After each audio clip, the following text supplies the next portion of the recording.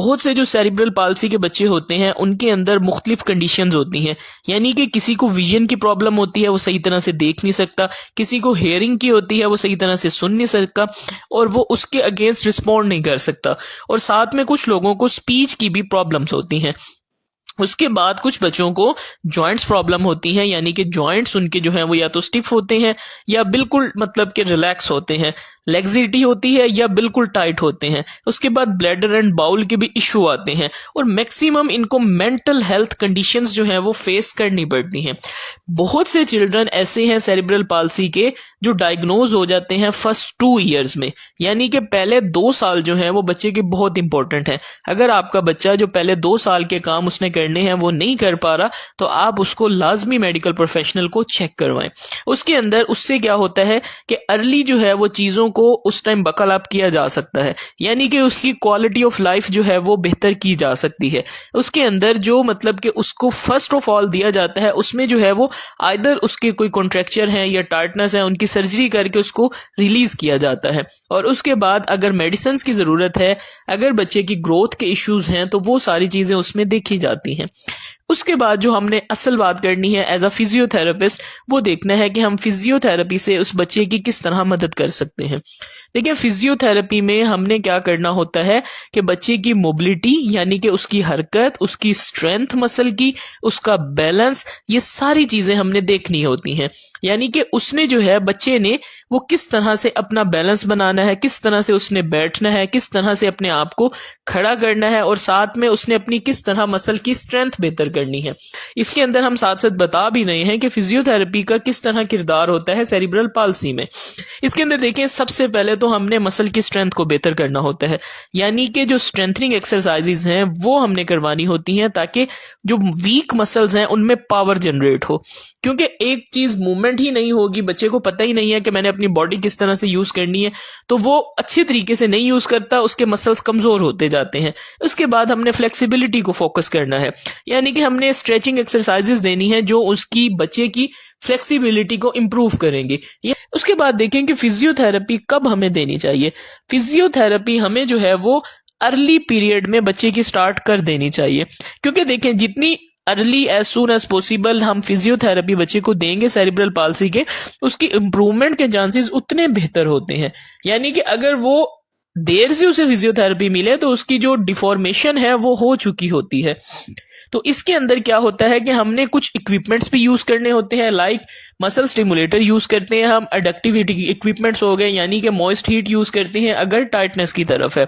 उसके बाद हमारा जो मेन काम होता है वो होता है गोल सेटिंग का, यानी कि फिजियोथेरेपिस्ट जो है वो गोल सेट करता है स्पेसिफिक एक्सरसाइजेस के जो अटेनेबल हो, रेलिवेंट और टाइम पीरियड के मुताबिक वो होनी चाहिए। यानी कि इसके अंदर हमने इनकी फोकस, बैलेंस और इसका जो है वो पोस्चर का ख्याल रखते हुए वो चीजें टास्क स्पेसिफिक दी हैं, यानी कि जो टास्क मिले उसको बंदा अच्छे तरीके से करता है। तो टास्क रिलेटेड जो है वो हमने ये सारी चीजें एडअप की कि हमने एक गोल सेट किया। इसमें जो है बेसिकली कुछ टाइप्स होती हैं सेरिब्रल पाल्सी की। सबसे पहले हमारे पास जो आती है वो मतलब होती है स्पास्टिक। स्पास्टिक में क्या होता है, ये मोस्ट कॉमन है। इसमें बच्चे के मसल स्टिफ होते हैं, टांगों के, हाथों के, और साथ में स्पेशली क्या होता है कि मूविंग, जब हम फौरन एकदम कोई मूवमेंट करते हैं तो मसल्स में जर्क होता है और वो सख्त हो जाते हैं। ये मूवमेंट एसोसिएटेड जो है वो स्पास्टिसिटी होती है, यानी कि ये एक साइड और दोनों साइड किसी को भी इफेक्ट कर सकती है। इसके अंदर क्या होता है कि जरूरत से ज्यादा टाइटनेस और सख्ती होती है। दूसरी हमारे पास आती है डिस्काइनेटिक यानी एथेरॉइड। इसके अंदर क्या होता है कि मसल स्टिफनेस होती है, या तो मसल स्टिफनेस होती है या जो है वो फ्लॉपीनेस होती है। इसके अंदर क्या है कि मूवमेंट जो है वो स्लो, जर्की और अनकंट्रोल्ड होती है, यानी कि ये अफेक्ट करती है हाथों को, पाँव को और टांगों को। इसके अंदर क्या है कि हाइपर एक्टिविटी होती है फेस के और फेस के मसल्स की और बॉडी की, यानी कि या तो मसल बिल्कुल फ्लॉफी है या एकदम उनमें जो है ना वो जर्क आने शुरू हो जाएंगे। उसके बाद हमारे पास एटैक्सिक आती है। इसके अंदर क्या है कि हाइपर एक्टिविटी होती है, ये आपकी जो है वो बैलेंस को इफेक्ट करती है और कोऑर्डिनेशन को इफेक्ट करती है, यानी कि आप सही तरीके से खड़े नहीं हो सकेंगे, बैलेंस नहीं कर सकेंगे, और साथ में आपकी जो कोऑर्डिनेशन है उसको डिस्टर्ब करती है। ये बेसिकली इसके अंदर होता क्या है कि शेकी मूवमेंट्स होते हैं और ट्रेमर्स लाइक होते हैं, यानी कि आपकी हाथों हाथ या बाजू एकदम कांपना शुरू कर देगा या बार बार उसकी मूवमेंट होगी, जैसे क्लोनस होता है। उसके अंदर क्या होता है कि इसके अंदर मूवमेंट डिफिकल्ट हो जाती है, और साथ में क्या होता है कि जब हम इसको हल्का सा भी स्ट्रेच करते हैं या कुछ करते हैं तो मूवमेंट बहुत ज्यादा होनी शुरू हो जाती है। उसके बाद हमारे पास मिक्स्ड आ जाती है। मिक्स्ड जो है सेरिब्रल पाल्सी की टाइप, ये कम्बिनेशन होता है टू और मोर टाइप्स का, यानी कि इसके अंदर कोई भी टाइप हो सकती है, एक भी हो सकती है और दो भी हो सकती है। इसमें जो सिम्टम्स हैं वो कौन से होते हैं कि सिम्टम्स जो हैं वो डिफरेंट अफेक्ट करते हैं different part of the body in different way, यानी कि मुख्तलिफ तरीके से जो है ना वो डिस्टर्बेंस कॉज करते हैं।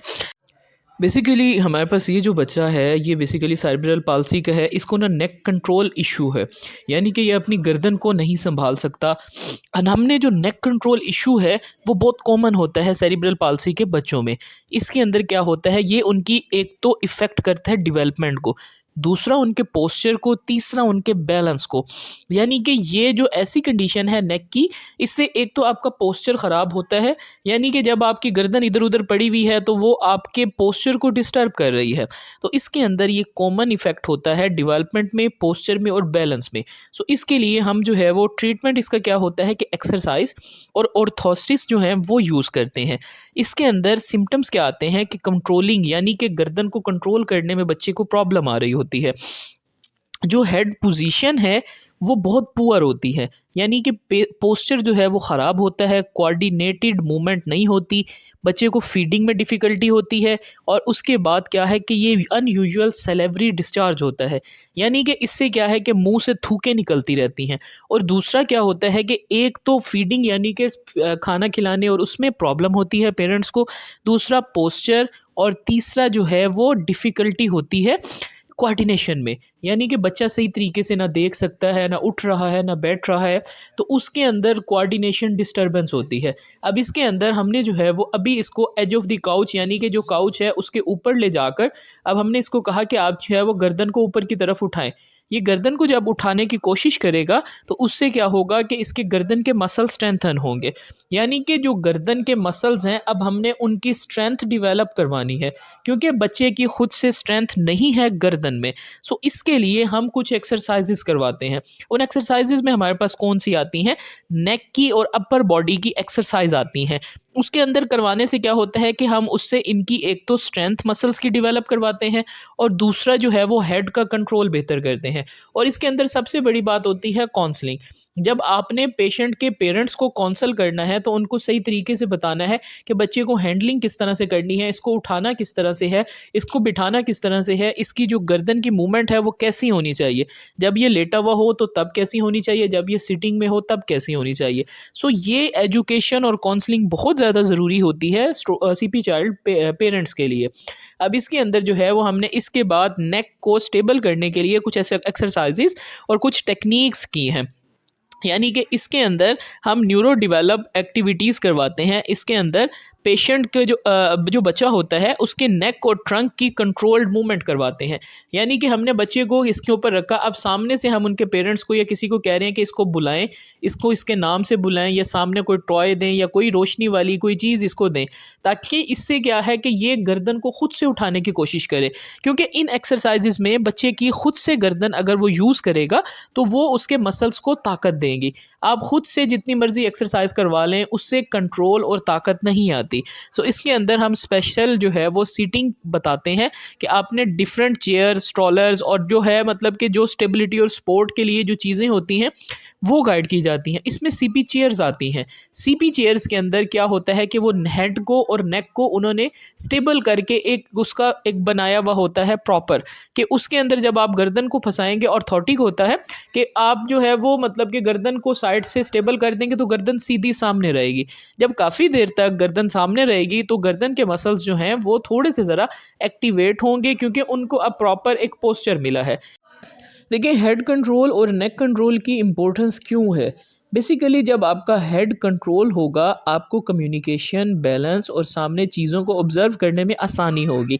यानी कि जब आपका हेड एक नॉर्मल पोस्चर में होगा, कंट्रोल्ड पोस्चर में होगा, तो उससे क्या होगा कि एक तो आपके गर्दन के मसल्स बेहतर होंगे, दूसरा आपका गर्दन का पोस्चर बेहतर होगा।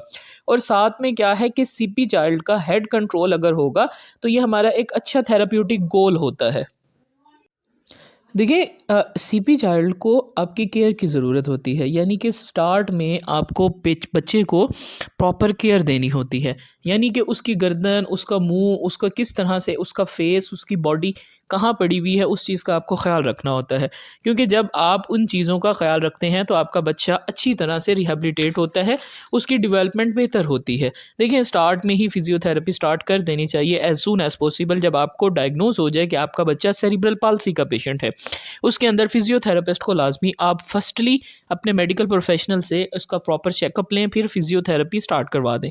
उसके अंदर गोल सेटिंग फिजियोथेरेपिस्ट करता है, यानी कि गोल सेट करता है जो स्पेसिफिक, मेजरेबल, अटेनेबल और रेलिवेंट होते हैं, और टाइम बीइंग, यानी कि इतने टाइम में अगर ये चीज़ नहीं हुई तो हमने ये चीज़ अचीव करवानी है। सो इसके अंदर अगर सही टाइम पर प्रॉपर फिजियोथेरेपी स्टार्ट हो जाए, तो उसमें क्या होता है कि एक तो मसल स्ट्रेंथ बेहतर रहती है, फ्लेक्सिबिलिटी बेहतर रहती है, आपका बैलेंस बेहतर रहता है, रेंज ऑफ मोशन बेहतर रहती है, और साथ में फंक्शनल एबिलिटीज़ जो एक बच्चा नहीं कर सकता वो एड अप हो जाती हैं।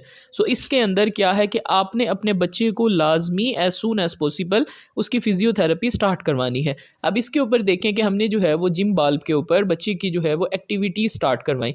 यानी कि बच्चे को हमने कहा कि आप जो है वो इस तरह से, मतलब के सामने हमने किसी को बिठाया कि इसको बुलाएं, इसको करें। सो इस तरह से हम प्रॉपर एक सेरिब्रल पाल्सी के बच्चे को ट्रीट करते हैं। सो आप भी, अगर आपका बच्चा सेरिब्रल पाल्सी का पेशेंट है, तो आप मुल्तान एंड मुजफ्फरगढ़ पर आकर अपने बच्चे का चेकअप करवा सकते हैं। यहाँ पर उसको प्रॉपर फिजियोथेरेपी जो है वो मैसर है, हर इक्विपमेंट्स के साथ और प्रॉपर काउंसलिंग और गाइडेंस के साथ। सो इस तरह से आप अपने बच्चे का ख्याल रखें, क्योंकि स्टार्ट के डेज़ में उसको जो है वो प्रॉपर काउंसलिंग की ज़रूरत होती है। जब वो काउंसलिंग प्रॉपर मिलती है तो बच्चा जो है वो अच्छे तरीके से अपनी रिहेबिलिटेशन करवाता है, और साथ में उसको उसका फ़ायदा भी होता है। सो होप सो आप लोगों को ये डिटेल वीडियो सेरिब्रल पाल्सी पे पसंद आई होगी। प्लीज़ कमेंट करके बताएं कि आप वीडियो को कहाँ से देख रहे हैं। वीडियो को लाइक, शेयर एंड सब्सक्राइब करें। Thank you so much for watching.